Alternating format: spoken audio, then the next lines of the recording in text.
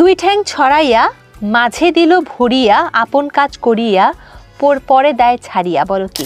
জামাইয়ের কাছে টাকা কিভাবে পূরণ করে? মেশিন বের হয়েছে তো। সাহস থাকে তো সব খুইলা দেখা। ভাই আগে তোর মারে আগে সব খুইলা দেখাইতে।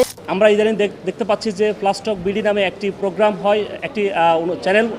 সেই চ্যানেলে তমা রশিদ নামে একজন উপস্থাপিকা অশ্লীলতার অভিযোগে উপস্থাপিকা তমা রশিদের বিরুদ্ধে বাংলাদেশের সুপ্রিম কোর্ট আইনজীবী মোহাম্মদ ওবায়দুল্লাহ আল মামুন সাকিব আইনি নোটিশ পাঠিয়েছেন। তিনি দাবি করছেন যে টেলিভিশন চ্যানেলে উপস্থাপনার মাধ্যমে বাংলাদেশের সাংবাদিকতা, পারিবারিক মূল্যবোধ ও নৈতিকতার পরিপন্থা ভাষা ছড়াচ্ছেন তমা।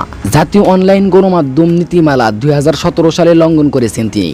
এই বিষয়ে আইনজীবী বলেন, জাতীয় অনলাইন গণমাধ্যম নীতিমালার ধারা 3.6.3 অনুযায়ী শিশুদের মনস্তিক, মানবিক ও নৈতিক গঠনের নেতিবাচক প্রভাব ফেলবে এই এমন অশ্লীল, তথ্যগত ভুল এবং ভাষাগতভাবে অশোভন ও সহিংসতামূলক অনুষ্ঠান প্রচারের কঠোর সতর্কতা অবলম্বনের নির্দেশনা রয়েছে তমা রশিদের। নীতিমালার 3.6.5 ধারাতেও স্পষ্ট বলা আছে, কোনো ধরনের অশোভন ভক্তি ও আচরণ কিংবা অপরাধীদের কার্যকলাপ প্রদর্শনের ক্ষেত্রে সতর্কতা অবলম্বন করতে হবে, যা নতুন অপরাধ প্রবণতা তৈরির ঝুঁকি তৈরি করে।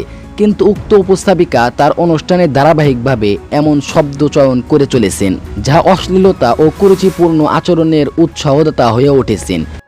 এটার ভিতর ওটা দিয়া দুজনে রয় শুইয়া, বাইরের লোকে যত ঠেলে মুক্তি মোটেই নাহি খোলে। এটা আমি বুঝছি, বাট এটা কি? যে কি বুঝলা? এই পোস্টে এক ভাই কমেন্ট করেছেন, এই মেয়ে নাকি ঢাকা বিশ্ববিদ্যালয়ের ছাত্রী, উনি কি ভালো পরিবারে বিলং করেন না?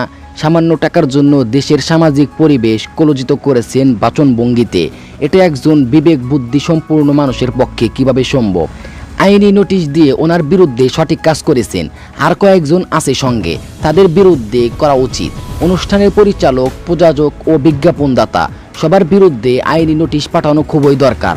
জাহাঙ্গীর আলম নামে আরও একজন কমেন্ট করেছেন, টেলিভিশন এখন আর দেখা যায় না, সব জায়গায় অশ্লীলতা।